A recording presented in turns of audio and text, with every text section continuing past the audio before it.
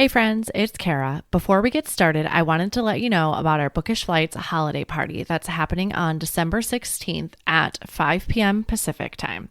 We'll be wrapping up the year with our December pick, The Music Shop by Rachel Joyce. It's a beautiful story about music, connection, and the courage to open your heart. This month, it's going to be just us and no author guest, so grab a festive drink, bring a book that has captivated you in 2025, and join us for a cozy conversation with laughter and a fun bookish giveaway. RSVP at the link in the show notes or head on over to bookishflights.com/read/fall 2025.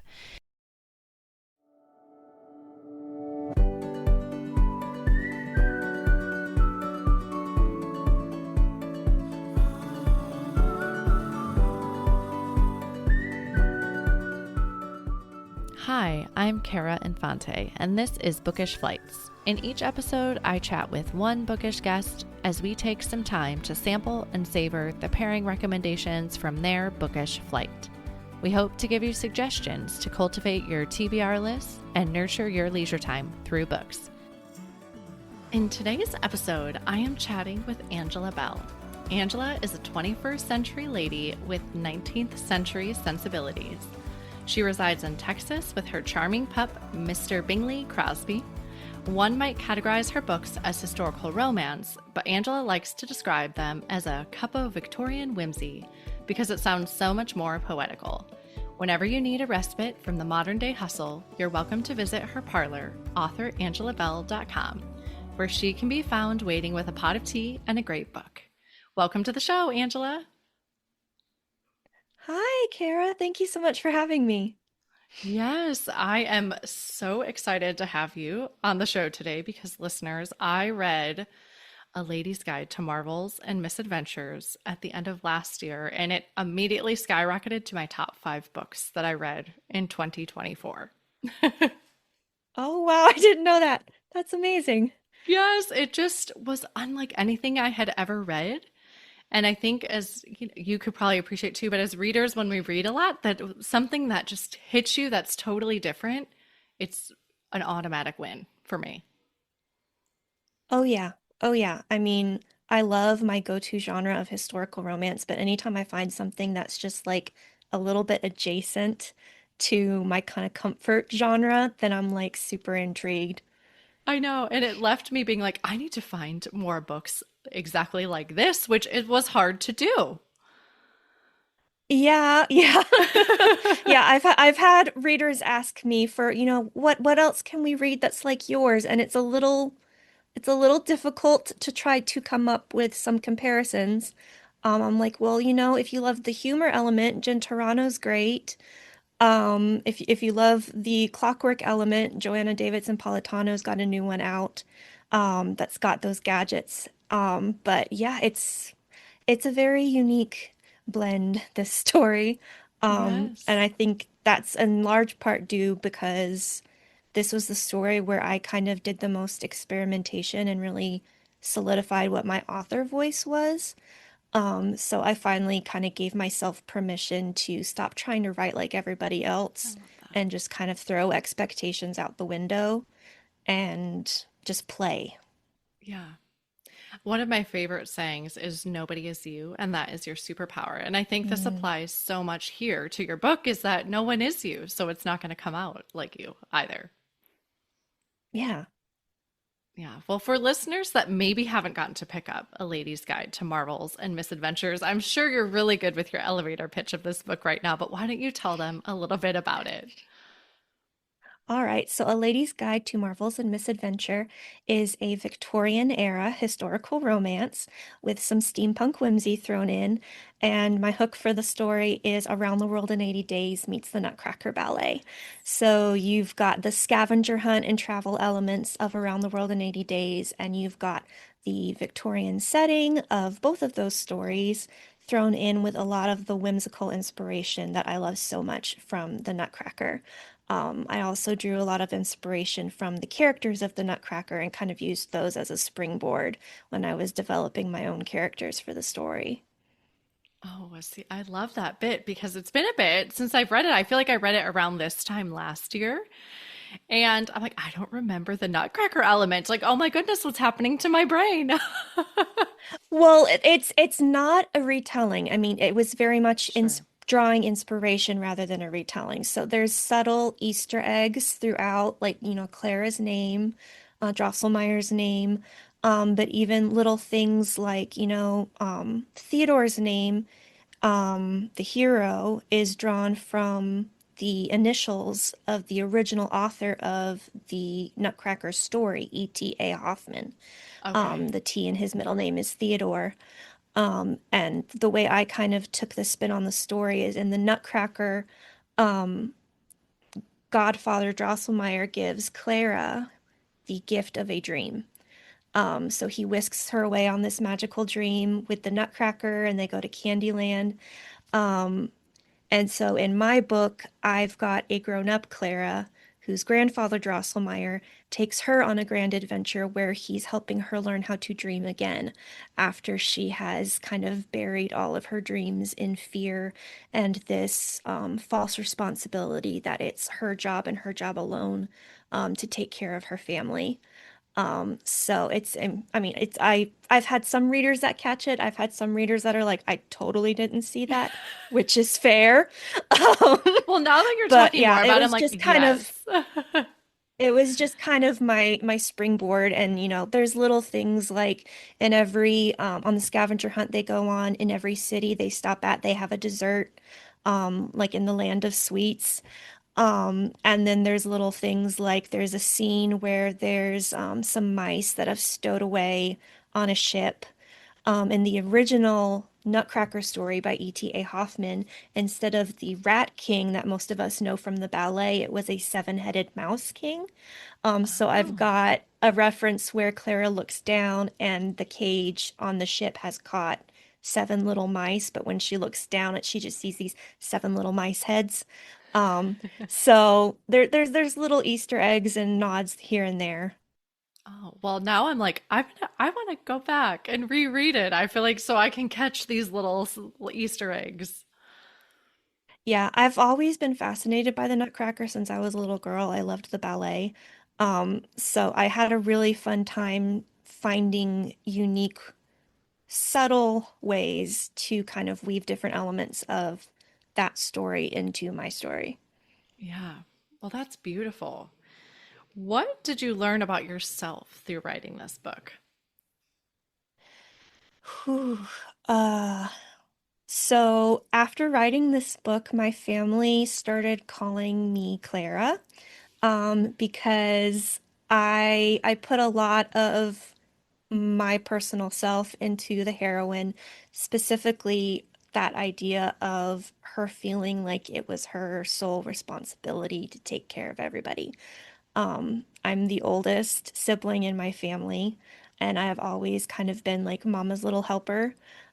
So I just kind of automatically go into it's take care of people mode, Mhm. which is fine until you start thinking that the entire weight is on your shoulders.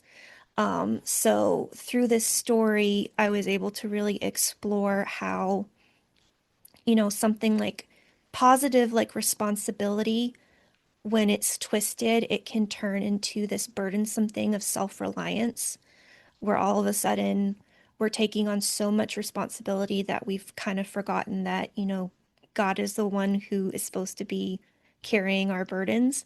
Yeah. Um, so this book was really much a big part of my spiritual journey at the time as I was writing it and kind of working through things with God of like, okay, what things are really my responsibility and what things have I started taking on that are really only in God's hands, like stuff that I physically cannot control, but I'm desperately trying to control them out of fear or false responsibility. And so then it's making the responsibilities that are actually mine harder to bear, Yeah. because you've got too many rocks in the pack.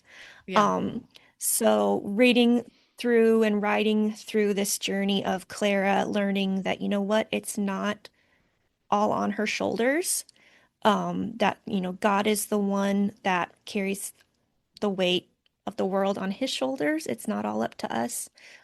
There's a lot of Little Atlas is her grandfather's nickname for her. So I use that as kind of a metaphor throughout the story of her feeling like she's got to be the one to bear the Yeah. weight of the world on her shoulders.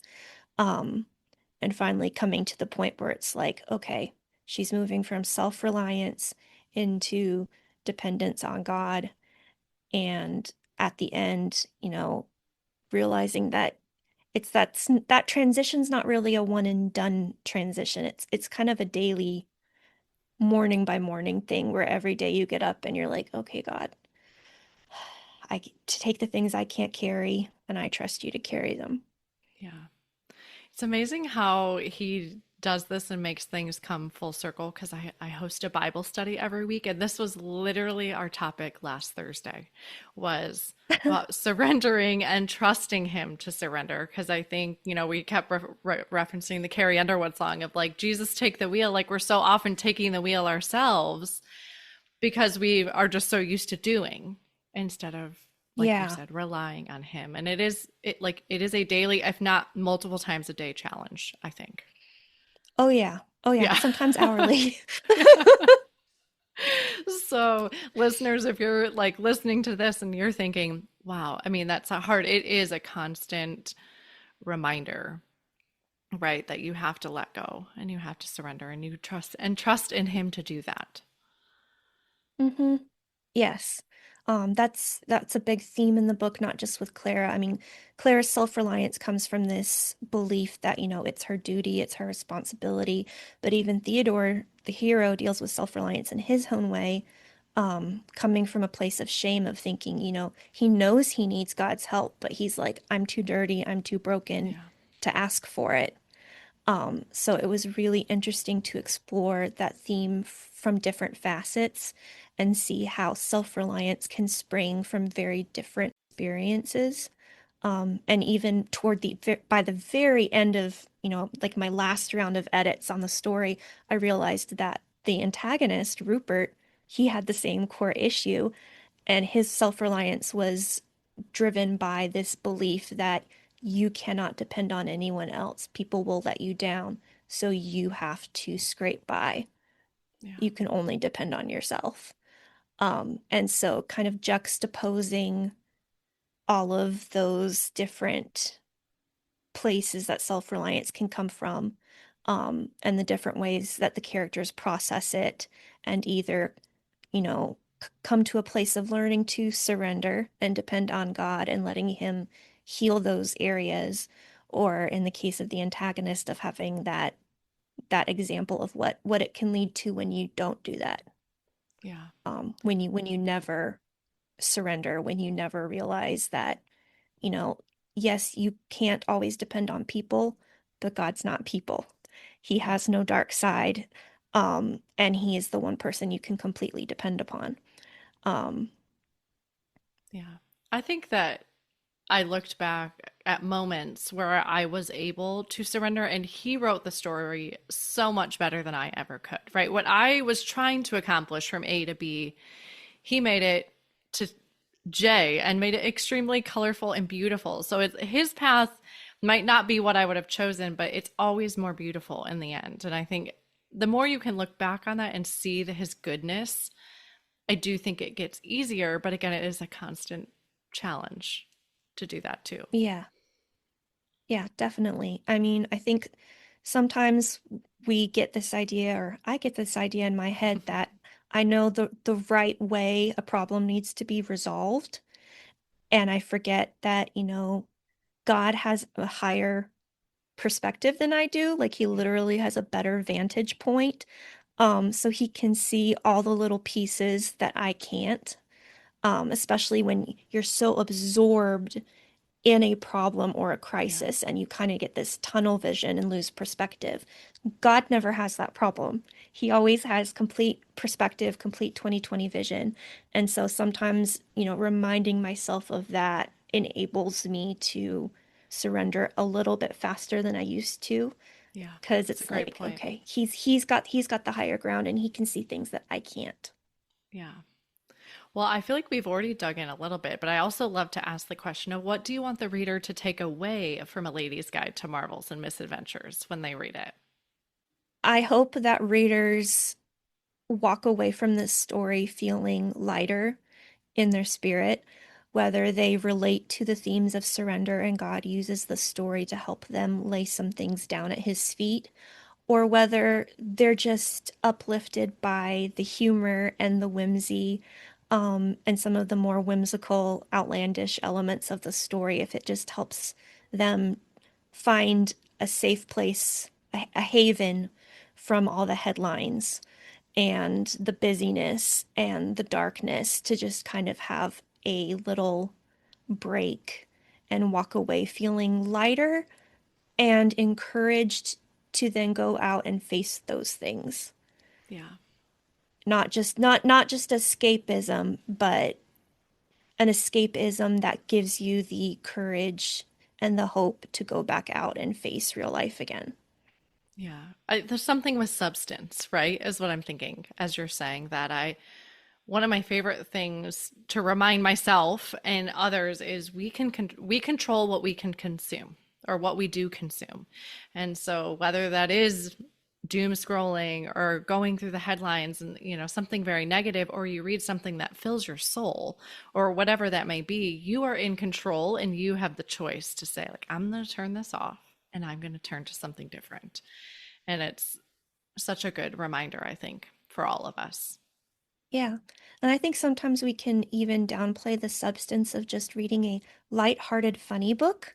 But Yeah. I mean, the Bible says a joyful heart is good medicine. And I believe that God created laughter and joy and things that make us smile and snort laugh. So if my book makes a reader snort laugh, that just makes my day. Yes. You made us feel something, which is so important, right? Whether that is laughing, crying, all of the above. I love books that make me feel. So, you, we had talked a little bit in the background, but you've been working on a new project. Can you tell us maybe a little bit about it?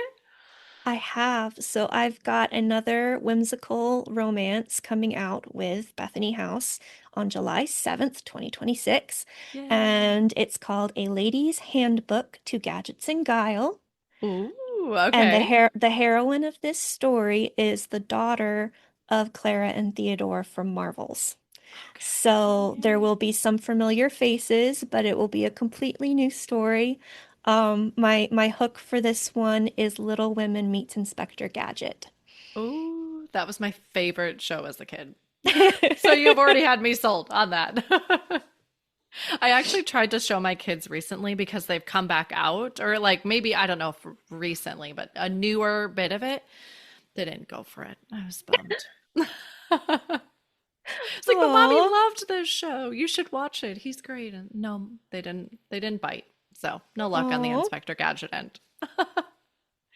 Well, that is so exciting. So us that have been like, okay, we want another book like yours. Now we're gonna get one. There's one on the horizon coming. Yes, it is written. It's on its way. There will be a cover reveal soon and everything. Yay! I am so excited. Congratulations. Let's switch gears a little bit and let's talk about who you are as a reader. So, what are your favorite genres? I read pretty widely, but my favorites are probably anything historical, whether that's straight up historical romance, dual time. I also love fantasy that has a lot of historical inspiration. Um, so but yeah, anything whimsical, lighthearted. But having said that, I have started branching out. I've started reading a lot more biblical fiction thanks to Heather Kaufman's Up from Dust. She got me dipping my toes into that Hooked genre. ya? Um, and I've started reading more contemporary romance thanks to authors like Melissa Tagg and Tony Shiloh and Pepper Basham. So I feel like my reading horizons have really expanded in just the last 5 years. Yeah. Well, and that's the beauty of reading, right? Is you never have to, even though you could still go back to a historical romance because it's a favorite, but we just open our world to all new different types. Yes. Yeah. How in your busyness do you find time to read? Audiobooks. audiobooks.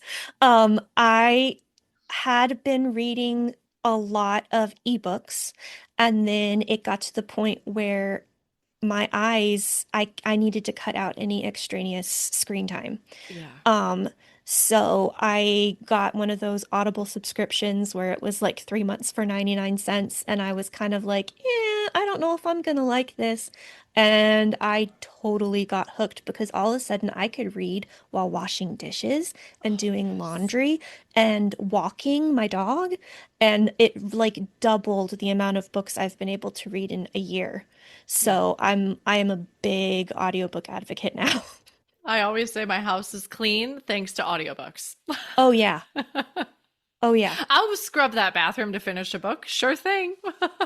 No, I've joked to my family. I'm like, the life of a Victorian scullery maid wouldn't have been half as bad if she had had Audible.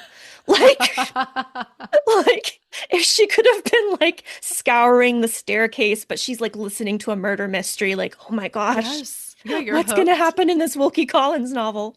Yes. That would be, I love that. Now that image is gonna be in my mind. Well, you have brought three books with you today in the form of a book flight. Can you tell us how you chose these books? So I needed to give myself a theme to narrow it down because I have a hard time choosing favorites in general, but especially when it comes to books. So I chose books that embodied whimsy to me in Yes. some way. I love it. So I've got three different genres, but all of the stories have a whimsical vibe to them. So the first one is Positively Penelope by Pepper Basham. So this is Positively Penelope by Pepper Basham. It's book two, and this book is just whimsically quirky and charming. The heroine Penelope, it has this effervescent sparkle that just jumps off the page and you can't help but love her. It's got a grumpy sunshine romance, which is one of my favorite romance tropes. And this whole book has lots of nostalgic theater references. So if you grew up a theater kid or loved like the golden age of musicals, if you're a Julie Andrews fan, this has got all of the fun musical references for you. I So love that's my that. first book. Yeah, so that was Positively Penelope. And you said one thing that we didn't talk about when we talked about your book that I also loved was your characters were quirky, but it was so lovable. And I think a lot of us, I don't know, I find that I'm a very quirky person. And sometimes I think, like, oh, should I diminish that a little bit? But your characters exuded it in the book that it could be lovable too. And I appreciate that. And it sounds like Oh, thank Positively you. Penelope might do that too for me. Absolutely. If you love quirky, eccentric, lovable characters, Penelope's your girl. Okay, perfect. Thank you. What's the next book you brought? So the next book I brought is called Illuminary by Shauna Schrader. That cover And is this gorgeous. is the first book in the Scepter and Stylus trilogy with Enclave Publishing, and it is a fantasy novel where the classic book A Little Princess meets the biblical story of Joseph in a steampunk Victorian inspired setting. And Sounds I've awesome. I was trying to figure out how to narrow down the whimsy of this story. It is whimsically imaginative and innovative. It's going to be one of those books that's unlike anything you've ever read. Just because of the amazing fantasy world that Shauna has crafted, with references and inspiration from Victorian England to India to Hebraic culture, and then all of the steampunk gadgetry. It's just such a fun book, again, with all of the eccentric characters that I love so much. There's a tinker in here named Drom. Chef's kiss. Love Drom. The cover is beautiful, and I Isn't have it not heard stunning? of this, but I'm like, And it I also has this. a scavenger hunt. So if you're looking for Ooh, another scavenger hunt book, okay. And you did Shauna's got you mention covered. off the call that the second book is coming soonish, so Yes. maybe by the time this comes out, you'll have both. You'll have book one and two to look Yes. So forward to. the second book is called Perplexity and it comes out in April. Okay, so a little bit after our show, but you'll know it's coming. And what's the next book you brought today? The third book I brought. is The Elusive Truth of Lily Temple by one of my favorite authors of all time, Joanna Davidson Politano. This is my current favorite book of hers, but that changes usually about the time she releases a new book.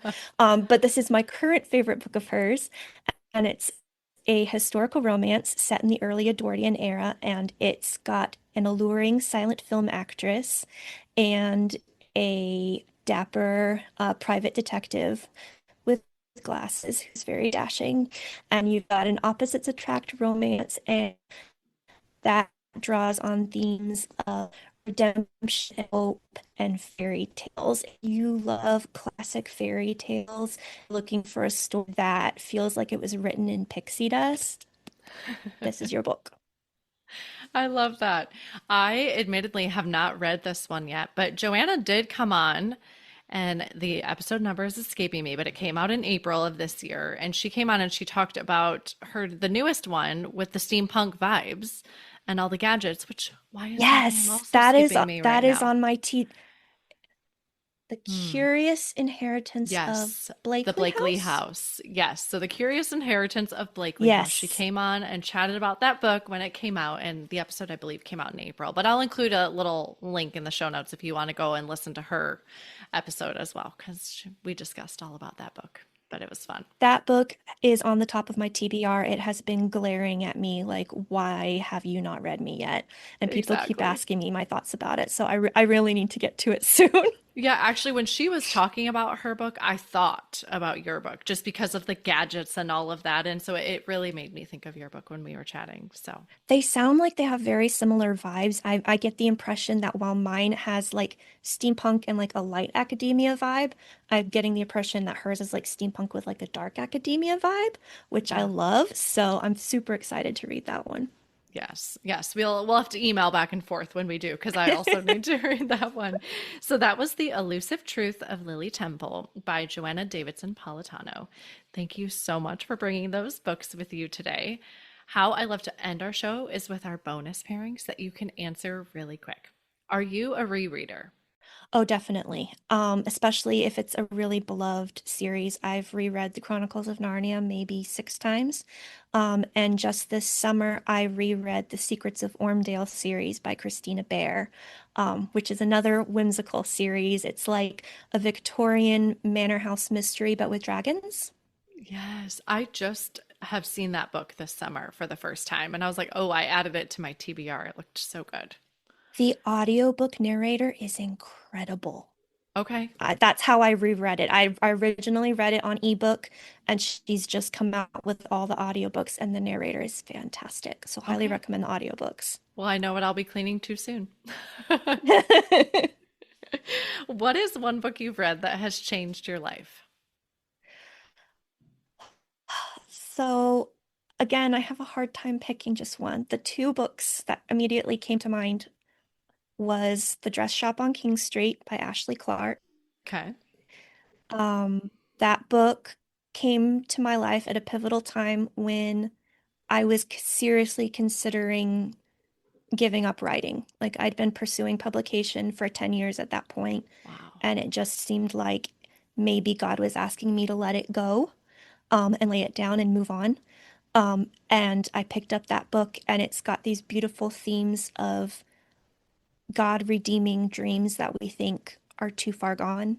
They've unraveled too Love that. much, and he can stitch them back together. And so I think I can say with certainty that without The Dress Shop on King Street by Ashley Clark, I'm not sure there would be a Lady's Guide to Marvels and Misadventure, That's um, beautiful. I because love that that. book really kept me going. And the second one that came to mind, which is the book that just helped me finish writing um, my next one, The Extraordinary Deaths of Mrs. Kipp.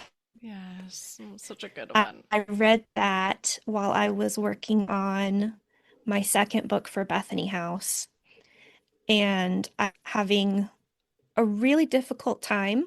I was going through a season where I was having panic attacks every other day, um, and dealing with extreme anxiety, to the point where the creative part of my brain had just completely shut off. So I listened to the audiobook of Extraordinary Deaths of Mrs. Kipp. I'd seen all the buzz, And when I finally read it, there was this one scene where Mrs. Kipp is talking to the young journalist and she's having her memorize Psalm 16:8, where it talks about because the Lord is always before me, I will not be shaken. And that scene ministered to me so much. And I really have clung to that while writing this second book of, even if the anxiety continues and I'm physically shaking, with God before me, I can be shaking and not be shaken. Yeah. Um, so that book has, and that character, Mrs. Kipp, is just one of those characters that doesn't leave you. Yeah. She's real. She's like the Velveteen Rabbit. She's real in my opinion. Um, Yes. so yeah, that would be the other one.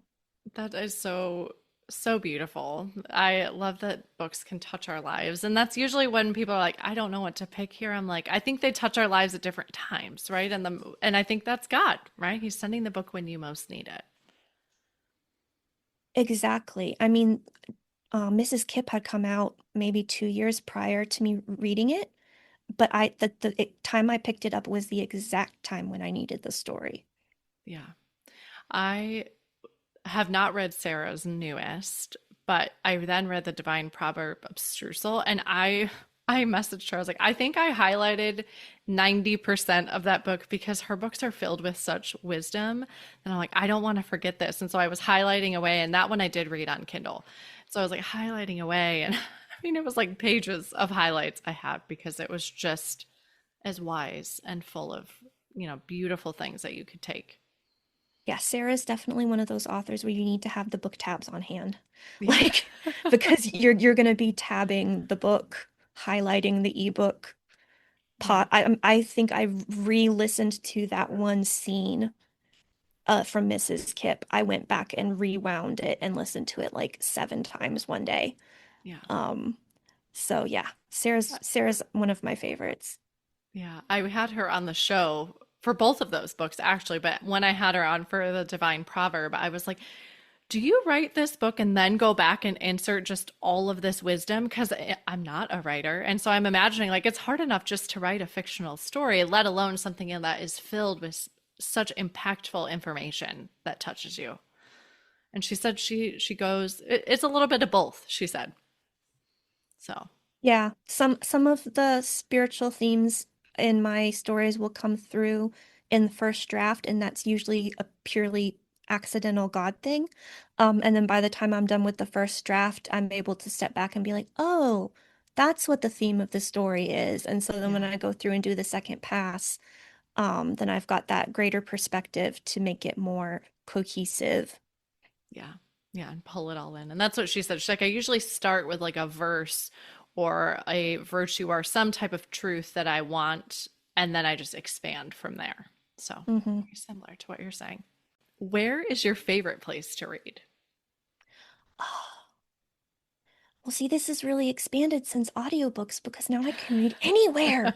Um, but I mean, I think at the end of the day, when I can snuggle up with an actual paperback in my cozy little chair and my reading light and my dog, that's probably my favorite still. As much as I Yeah. love audiobooks, there's just something about a paperback and a cozy reading nook with a doggy in your Yes. lap.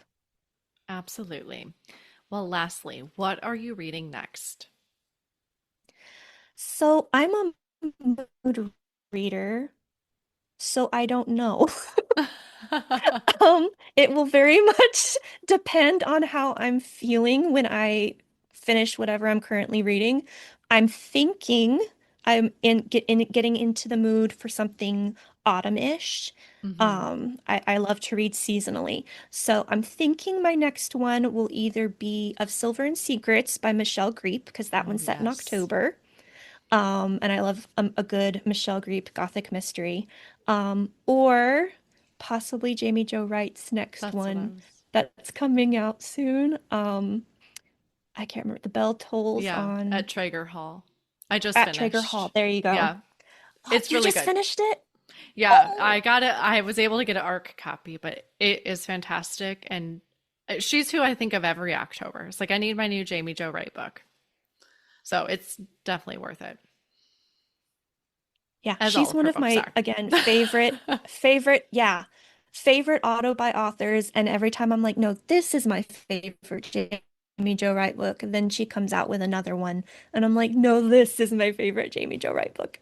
Yeah. So yeah, I'm super excited to read that one. Yeah, I don't know. I just was thinking about that. Like, I don't know what the release date is because obviously I wanted to make sure I give her a book review as well for an arc, but I'm like, I don't know. Been meaning to look I that up. I know it's in October. I think it's October 21st, but I might Okay. be wrong. Well, listeners, by the Um, time you're hearing this, it'll be out. you'll So know. You'll be it'll be smarter than long us out. Yeah, exactly. because But I you're in was the like future. just thinking that when I finished it on Thursday, I was like, oh, what day is this releasing? Like, when do I need to have that done by? So, but it's really good. I hope you enjoy it. Well, thank you so much for coming on the show with me today. I know your time is precious and I appreciate all you've given me. Oh, thank you so much, Kara. This has been an absolute delight. Thank you so much for tuning in to this episode today with Angela Bell, including her whimsical book flight. As we finish up, I'd love to introduce you to my friend Jackie Lentz. In her own words, here's a quick introduction to her debut novel, The Daphne Project. Daphne Patterson just face planted at rock bottom. She's 30, unemployed, betrayed by her fiancé, and back living with her mother, who, let's be honest, should come with a warning label. Then she inherits a house in Cobb, Maine. Perfect! Except the house comes with eccentric neighbors, family secrets, and a suspicious suicide that doesn't quite add up. So if you like your mysteries twisty, your town's a little too charming, and your heroines just trying to find their place in the world, The Daphne Project is for you. Available now wherever books are sold. That's it for today. Thank you so much for listening. As Emma Thompson said, I think books are like people in the sense that they'll turn up in your life when you most need them. Cheers to you, dear readers. Until next time.